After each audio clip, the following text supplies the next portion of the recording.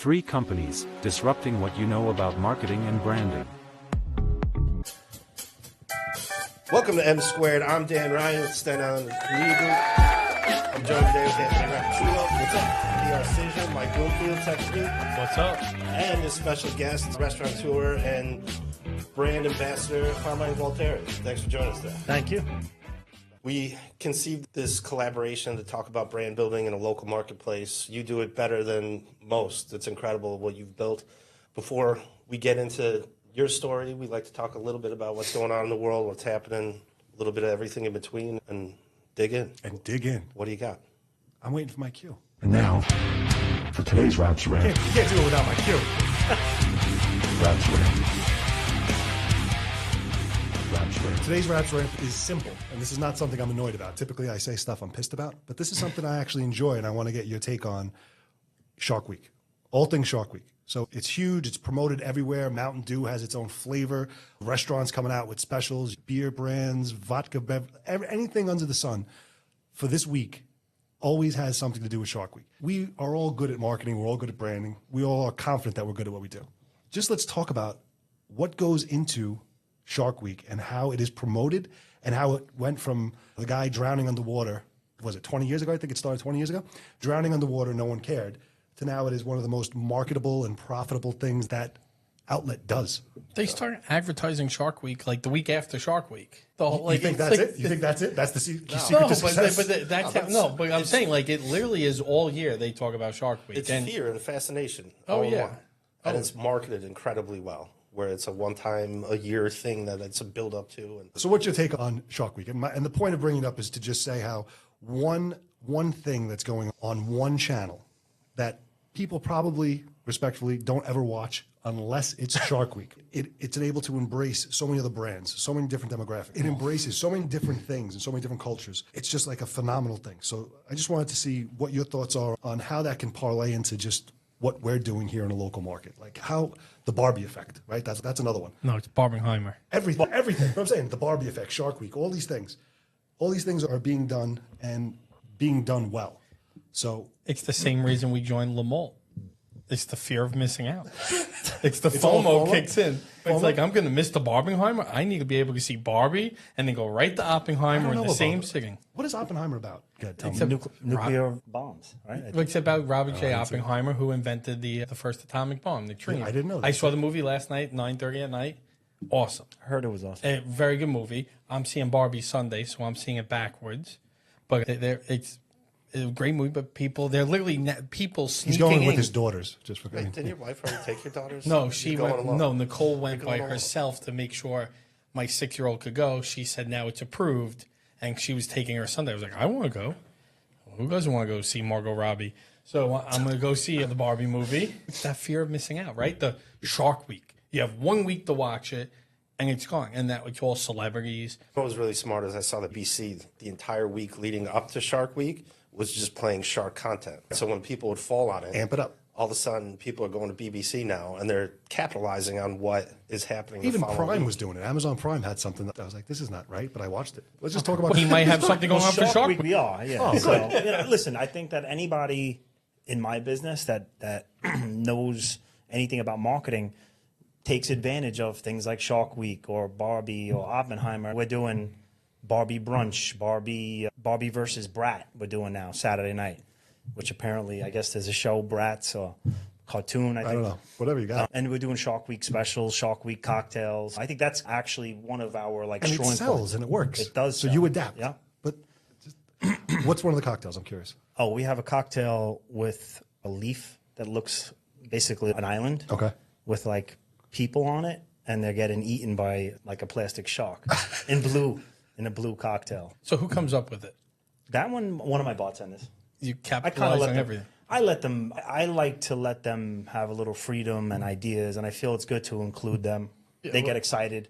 Watching you on social, it's every week I'm seeing different themes and it's bringing people in because I'm seeing the pictures, seeing the videos. I got the FOMO, 2 little girls. I can't get out of the house anymore, but you see it. And They can't have those drinks. You can't have those drinks. have those drinks. Not You me. can make it without alcohol.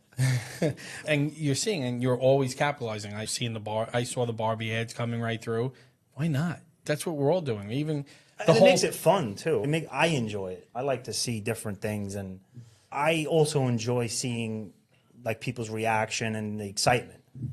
It's like one of the things that I actually enjoy about the business. People want it. Just the Lots of same. people enjoy It's themselves. the same way of the TikTok, right? Why do things go viral? Because once someone does it, everyone wants to be a part of it. And jumping on that bandwagon, yes, we're jumping on the bandwagon, but it's doing it for a reason. So why not?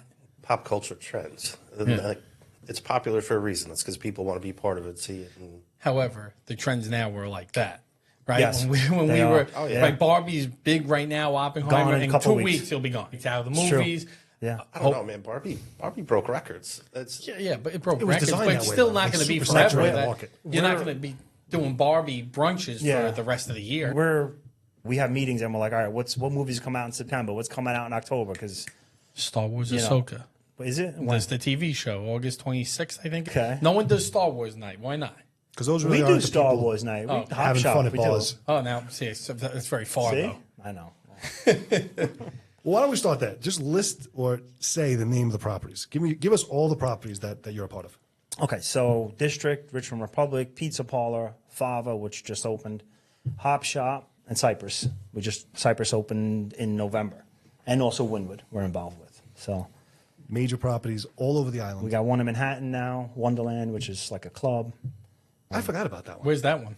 It's on 20th, between 5th and 6th. Talk about the first one. The first one and what got you in this business and what got you. The first property that I owned was Play, which is now closed, but it's now obviously I transitioned it into District. But Play just came to me. I was in a different business. I was in the hospitality business, but I was in another business, and the opportunity came to us. We took it, and I was there for I think 13 years. So Long stand. pretty long, yeah. But how do you go from And 1 to 9? How do you do that? I'm How do you crazy. scale? I'm crazy. I didn't need it. I enjoy the business and watching a brand come to life and building a brand. I enjoy that. But if I didn't have a huge team, and again, my brothers and my partners, we didn't have a strong team, we definitely couldn't handle all these different locations. It's not just me.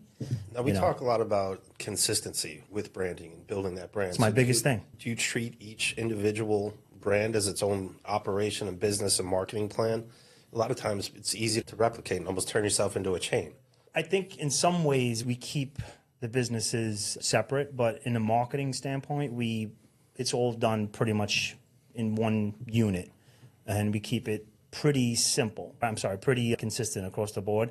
Obviously, we're not going to promote the Richmond Republic the way that we would Pizza Parlor. It's two different concepts, but if you look at it, they're all pretty close to each other, and the way they're branded and the way they're sold and the websites, everything, social media, we do it all in-house, one group of people. As a restaurant group, you're Yes. doing it under that label? Yeah. Okay. Yep. So- Movement Management is the name. So talk about the yacht party that I missed. Where did it come from? How did it go? Was it a success? And where was it born from? It came, again, after COVID. I hate to say COVID, but it's just the reality. Life changed after COVID. We feel that the summers in Staten Island were always slow in the restaurant business, and it's just gotten worse. Yeah. So we're thinking of ways of how to get through the summer, how to keep our employees happy, and give something different to our customers because our restaurants are a little slower, the nightlife's slow. And one of those ways was the yacht party. I had done a yacht party years ago when I was like 22, 23 years old. I had an idea of how to do it, and that was one of the things that we came up with this summer to try to make it interesting for our staff. We brought on guest bartenders and all the DJs that work for us, make it fun. But it went well. I think we did about maybe 300 people, 350 I'm people. annoyed I missed it, but I saw all the reels and stuff It afterwards. was It fun. looked like a huge It was success. fun. Yeah, we went around Manhattan, Brooklyn, Statue of Liberty. So it was nice. It was nice. We missed the yacht party. We're going to do another one. The last yacht party I was on was last year, the National Lighthouse Museum's Gala. Okay. I'm sure it wasn't the same. Definitely A little different. different. A little slightly. We're going to do another one, though. We're going to do a Halloween one. I think that's next. Oh, you gonna do a Halloween yacht Maybe party? early October, costume party on the yacht. That'd be fun. We all get VIP tickets. You guys are in. That's You're it. We're in.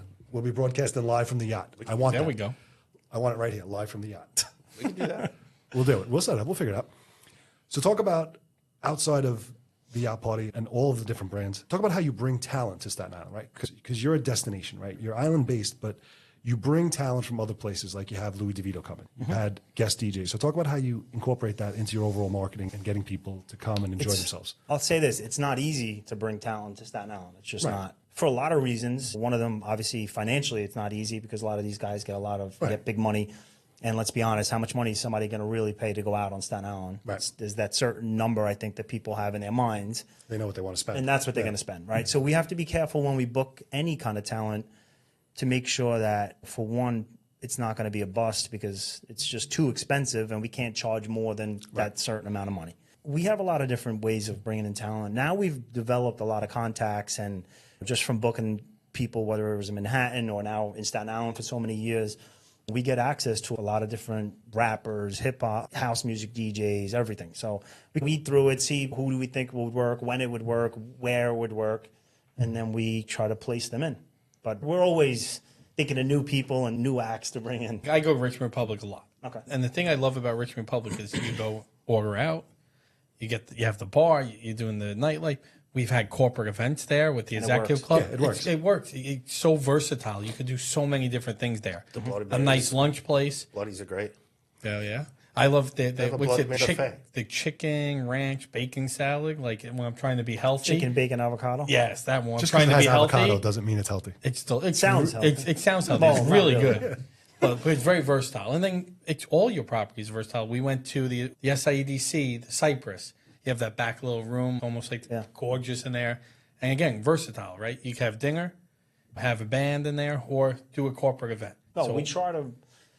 We plan that out. We try to make them versatile because it's just different ways to make money. Honestly, you have to have different revenue streams. you can't be the club every night of the week. No, and you can't just be a family restaurant. Unfortunately, in some ways you can, but it's tough when you have a big space. Like Richmond Republic is 7,000 square feet. Yeah. But You know, we have to offset it a little bit. Do you have a favorite and why? Which one means the most? Oh, it's like asking what's your favorite child. It is, but all of us have it. I only have one kid, so I'm easy. But you guys have it. the question is which one gives me the least amount of headaches. There you go. No, district is when it was obviously was play. So for me, that location. That was the founding. That was the foundation. Yeah, I mean, I feel like my daughter's 14. I had her christening there. So That's crazy. It's, Yeah. I've seen my brothers grow up there. They work there as little kids. Now they're partners in the business. So it's that place to me. It hits home. You know? rebranded that during COVID, right? Yeah, I didn't have to. A lot of people say why. Honestly, I saw a change in just the way like the younger generation was, especially with bands. I feel like they're going more towards house music, festivals, big parties, and I felt like the bar scene on Staten Island was starting to change. The place was beat up. Like I said, I've been there 13 years, so I felt like it needed a renovation, but I wasn't going to. It was a good business. The business was fine. So to close really didn't make sense until COVID. And then when it got shut down, You had no choice. You might as well. So I said, this is a perfect opportunity. And I thought I'd be open in 2 months. I didn't realize it was going to be 2 world was years. shut there. down. Yeah. Thing I remember when you first opened that you had the huge outdoors. Yeah. So that I remember seeing the that. outdoor space is It phenomenal helped. back then. And I'll tell you the truth. If I still say, if I didn't renovate during COVID, I really don't think Play would have, I think it would have had a tough time through COVID because Play didn't sell any food. We were really just a nightlife bar. And really, you couldn't do nightlife during COVID. So actually, it was like a blessing in disguise, knock on wood, that we did make that change because we were able to get families in and an older clientele. And we still do now to this day. So it definitely was a great decision. The Silver Fox, remember? Still have a jacket hanging. What's the 60 years old. That's what it started as. Oh, I'm that- Annandale, born and raised. So Yeah, it was the Silver Fox. I probably would think, just don't remember it. It was weird. I used to try to get in when I was like 13. Yeah, so I guess- everybody did. I The didn't thing is, try like, to I'll drink, just I buy the place if they won't let me in. But the one thing you do, and we talk about social media too, is so you're advertising, you know, in all these places, and you're doing Play, District, Richmond Republic, and then you have the pizza parlor, and Which no one thought I would be able to pull off. you're pulling it off. And I never thought Angelo would give it to you. I never thought he would either. The guy that owned it, Angelo and Mimo. Great I had guys. one of my first dates there. I was like 12 years old. Is it part of Mimo's? No, they're separate. But even there, like, you're the one on Facebook. Hey, $20 half trays. And again, thought outside the box and realized a way to push catering. And I order from there all the time, catering, New Year's Eve. It's all every time we order, people love it. And Awesome. but you yourself are out on social media, on the groups, in all there, getting the message out. Like, you own 9, 10 restaurants, and you're still out there and letting people know, hey, $20 special on this today. And, But he's also answering the comments, which Yes. is something you do really well. So not a lot of. I try. There's only a few of you that own multiple properties on the island, and not everyone is as involved. So why do you feel it's so important? Obviously, we know it's important. But why do you take the time? You What do you mean, see just to the- be more involved? Just to be more involved on social and listen and answer questions. And you got someone who complained that the pizza came a little burnt. Yeah. But you're there and you answer, and there is I value. feel it's extremely important. I really do, especially on Staten Island, because everything. Reputation management. Everybody's going to you know, talk. Yeah, reputation. And listen, I feel genuinely that I think that most people, although there are nasty comments and they say some silly things once in a while, I think most people at the end of the day, if you treat them like a human, explain to them the situation, because things happen. It's not listen, there's problems. Right. Most of the time, if it's said the right way, situations are resolved. I'm not going to be the owner that talks back to a customer or tells them we don't need your business. It's just not. We've seen examples of that on It's social. not my. It's just not my style. It's just. That always ends in disaster. Right. Yeah, Well, never a good I don't thing. feel. and the restaurant closes down. Never a good thing. But every business is going to make a mistake. I'm going to make a mistake. I'm going to have a client mad at me. course. You're going to make a mistake. We're all going to do it. It's how you manage that mistake, fix it, is what really makes you a successful business owner. And some people are not going to be happy. Just they're never going to be You're happy. never going to make 100% of people But happy. even It's just knowing, the name. that you took the time to answer them still satisfies that person, even if they're still annoyed. Not they really. could- Sometimes. Most I times can't it tell you- satisfies the person. It's going to satisfy the other people. You might not satisfy the person who left the original comment. You may never make them happy, but the other 150 people who came and saw you Handle try, it. I'm going to say he tried to do the right thing. I always try to do the right thing. Honestly, that's just the way I was raised, and that's the way I feel we should run our businesses. Like, who has the time to go on Facebook Right, well, to that's say the other my thing. pizza had a lot of flop or it's burnt? As Call a the business owner, too, though, as a business owner, it's hard for people to get out of their comfort zone, their lane. You own a restaurant.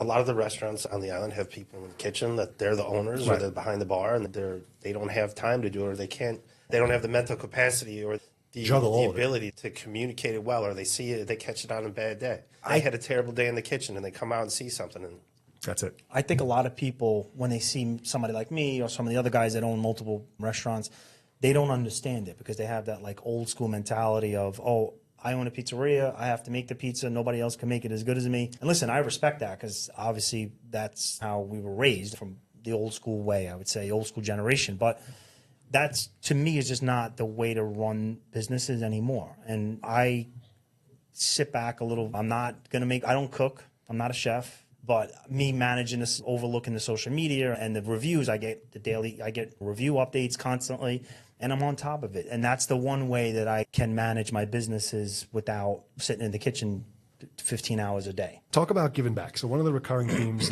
that come up on the show all the time is people and brands and companies make their mark in Staten Island because they're always involved in nonprofits, or they're always giving back, or they're always. You do a ton of stuff. So talk about what you do, what organizations you're affiliated with, and what got you into doing those things. I know you've done a ton of stuff in Annandale. I know you do stuff all over the island. Talk about some of the organizations and why nonprofit and charity work is important to you. Honestly, charity work is one of the other things that I enjoy about the business because you do get to see results, and it's rewarding to me to see, especially when we do. Let's say we've done like fundraisers for young cancer patients, where I physically see the person and I'm able to do this event for him or her and hand them a check for whatever, $10,000, whatever it is, whatever we raised. And you have the family come over and shake your hand. Or when you had the 2 police officers that were shot and killed, like maybe it was 8 years ago. And we were one of the only places to do no one wanted to touch the situation at that point. It was very touchy. And I was like the first one, no, we have to do something for these guys. And their family came. They're not from Staten Island. So that was really rewarding for me in that whole, again, so we honestly never say no to any charity. Everyone that calls or emails or asks me for a gift certificate, a donation, we say yes to everyone. I also think it's really important to help out your community. It's where we live. It's where I'm raising my kids. I live here. I've been here since I'm a kid. And hopefully, I don't think I'm leaving anytime soon. Current theme. And You put the box over here next to me. Right here. We don't ever say no. So all nonprofits, you're going to be that's going to be the real. Anytime Anthony calls, he's the only one that we give him a hard time. I abuse him. I'm like, Carmine, here's what you got to do. you got to deliver 900 pizzas for me in 4 hours. What? Yeah, you could do it. Don't worry about it. He hung up the phone. He's like, yeah, we got it. Don't worry. So that's when we did the campaign with St. Joe's, where all the kids from St. Joseph by the Sea who got accepted Oh, you mailed them last pizzas, year and the year right? before, not only did they get their acceptance letter, they all got a pizza with a scannable QR code and a welcome video that they delivered all over the island and into Brooklyn. Now, when you're doing, But that was really the conversation. His idea, but it worked. He's I'm like, you could do it. are you getting Half hour later, he goes, we can do it. Go. Just go talk to my brother. We'll get it done. And they got it done. On time. Perfect. on the registration? Do you have if they're lactose intolerant or anything? No, You're just listen, mailing we're not- everyone. we're not- Everyone's getting a pizza. So we were able to link with him, and it was both pizza parlors, It's north and south. north and south. And you had to deliver them too? They I made did, them and yeah. delivered. Not, you know, but They you, made- you, but listen, they made you, them had- and you delivered made them them. deliver all Anthony and I, 900? Yes. How do you plot that out? Very strategically. His brother took Wow. care of the We whole did it, thing. yeah. They got it all done. They got it all done on time. They even traveled over the bridge to get some kids who, Oh, yeah, who few were in accepted to Brooklyn, the school yeah. in Brooklyn. Seamless. But that takes a lot. And that was, Of course. It was so a that's why, box truck of pizzas. that's why when he says, when you call him, he gets it done. I called him, he got it done. I think we should just do that again. I think this sounds fun. We did it last year. Give Yeah, him he did it less- again. give him less He did it. notice. We're going to see this year what we do. This year we might go with Krispy Kreme. Maybe I'm you sorry. should. Really? I don't know. They want something different. Oh, they want We'll something see. different. I don't No, know. no complaints. It's just now. we Krispy did it. Kreme can't get it delivered. He can. You can sub it through. That's the trick. Maybe we'll talk to. I'm helping. We'll Just talk make to sure Eddie I at Country Donuts. See what he Logistics. wants to do. Listen, you got to do something fun. Yeah. it's got to stand out. We talk about that guy all the time, and he's never been on the show. He's elusive. He's like a shadow. Do you guys talk about me too? I talk about you all the Really? time. Not in a Good? good way though. All good. I don't think I've ever heard any complaints about you, honestly. Really? Yeah, and I'm like, I grew up in Chicago. Moved No in- one complained in Chicago about you. Yeah. No, My but fiance's from Chicago. There you go. Tell you met Dan Ryan today. I will. Then she's gonna go. All right. Oh, she probably heard. Dang, oh, dang on the street? Oh yeah, down the street. We're about to meet. Wow. It's the Expressway. That was The great. Expressway, named after my grandfather out there. It's like one of the main roads Oh, in the really? city. Yeah. Okay. I love Chicago. I've been there many times. It's a good town. Next time you go there, just say, "I know Dan Ryan." See what happens. But Good things. Hop Shop, all the restaurants, it was always, I heard about them come out here. My wife and I met 20 years ago, and I'd hear from all her friends, like, as it was building up over the years, like different places. And then when I moved here, I actually found out that it's all from one mind, right? Like one mindset, one group. And it's fascinating because a lot of people really, people can't rebrand themselves individually into individual experiences and things like that in other boroughs, I don't think. I think it's unique to you, Staten Island. There's a couple different guys, like Julian has the different models of Right. businesses and things like that. But I think what you're doing is really great. It's impressive. Thank you. We appreciate you coming on. Thank you. Is Manhattan hard now that because you got most of your bases down and now just throwing one out there? Honestly, it's not because it's the same problems, but just a lot more money, obviously. But harder to get to, especially if you're running. If I'm not physically there a lot. My partner's There. They're running. Yeah, I'm only really a small involvement there, but we want to expand in Manhattan. I love New York. I'm a New Yorker. I'm not moving to Florida or Miami. I like it here. For me, growing up in Brooklyn and Staten Island, this is my home and this is what I know. so we got Maybe Jersey. three of us that definitely want to stay. You want to stay in Town? I'm never Going going to anywhere. Chicago. I I moved here, man. This is it. don't even want to go to Jersey. I'm happy. You moved here. here for love. I moved I here mean, for school. listen, everyone hates on Staten Island. Honestly, it's really not that bad. It's not. I think it's the You best. know? I think it's a great place. I love Town. Do I wish I could get the size house and backyard from Freehold here? Of Yes. course. Oh yes. That's the only thing I don't like about it. But I love it here. I'm staying here forever. Staten Island's been good to me. Where else are you going to go? Raise kids, have friends. What are you going to do? I don't know. I told you, when Carrie and I were living on 72nd Street. In Brooklyn? Or? No, in Manhattan. Oh. We're on 72nd and Columbus. So 750 square foot apartment. When you'd open up the oven, you'd hit the opposite wall. So you couldn't actually you just slide it. No you push it. barbecue, The no pizza pool, would no come nothing. out. Nothing. Put the pizza in the toaster. Like this. Slide it in there. That's pretty much how it worked. That I can never live in Manhattan. Never in my life. I did it when I was at NYU. It was. No, you I didn't. think We I went was- through I was- this. Your parents drove you back and forth to NYU. Every You day. never took a bus or train once, All that's true. But I had an apartment in the city. and you still made them drive Was you it an back and apartment forth. or was it a dorm? It was a dorm. Listen. Did he ever tell you that? They did listen. They drove me because they enjoyed it. My mother never worked. Hold on. My mother never worked, and my father was retired.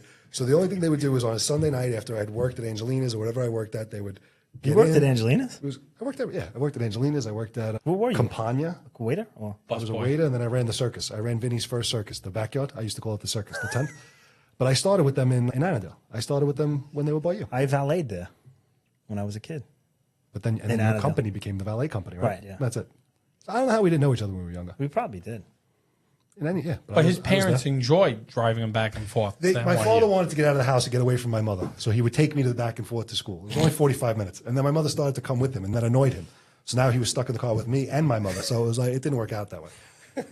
We'll bring it in a little bit because we're talking about a lot of different things. Talk about all the different brands, all the messages. What platforms are you using now? What are you seeing that's working? And then not everything's a hit, right? So what are you seeing that's working? What's not working? What do you think you need a little tweaking on? It's funny that you asked that because I feel that the whole social media is changing. It's completely changed from a couple of years ago. I actually feel in a way that a lot of the old school ways are coming back. Flyers, printed banners, things that we said. Billboards. Oh, I hate billboards. Go ahead. I hate them too. I'll tell you later why I hate them. If you asked me 3 years ago if this was going to happen, I would have said, no way. Those companies would be out of business, billboard companies and sign companies. But I do feel it's coming back. Now, I also think that things like this are really the next wave. You have to have video content, podcasts, social media, brand ambassadors and stuff like that. You need just posting pictures and flyers on social media it's over. It's done. It's too oversaturated. It doesn't work. Again, talk about like Hop Shop. I remember when we first opened up Hop Shop or Pizza Parlor, we would post a cool burger on Monday morning, and my brother would call me at night and be like, "Carm, what did you post on social media? We got 100 orders for the Mario and Luigi burger," or whatever it is. And that's how viral things would go. That's completely gone. That's not happening anymore. Videos, video content. And honestly, Facebook is back. Really? Okay, so you're back. You're I'm back a big at Facebook. Depends I'm on a your Facebook demographic. guy. Yeah. Well, I was just curious. Right? Yeah. 25 and under, they're not on Facebook. So are you on TikTok? Are you leveraging TikTok? Just joined TikTok today. Okay. Me myself. Well, what about the brands? The brands are. Yeah. Okay. And are they doing well on TikTok? Are you seeing that they're getting better reach, more likes, a lot? Yes, I think TikTok is great. Instagram is still great. It's just the way that you use it. You can't, again, if people are still posting those pictures and flyers, it's a waste of time. You on X? I'm not. On Twitter, you mean? I actually am, but I don't go on it. I'm a big Elon Musk guy. Oh, so, yeah? yes. But talk about destroying a brand. Why? Like You think so? you can't just change. But everybody's talking about Well, it. everyone's talking about it. However, Facebook has the trademark. Meta has the trademark for X. So That's interesting. they have the trademark for X when it's related to entertainment and social media. So this could turn into a huge lawsuit, but they're going to see if they're going to play that. And don't forget, They're going to fight each other, too. Well, Zuckerberg and they Musk. should just go. Microsoft has the trademark for X too, the Xbox.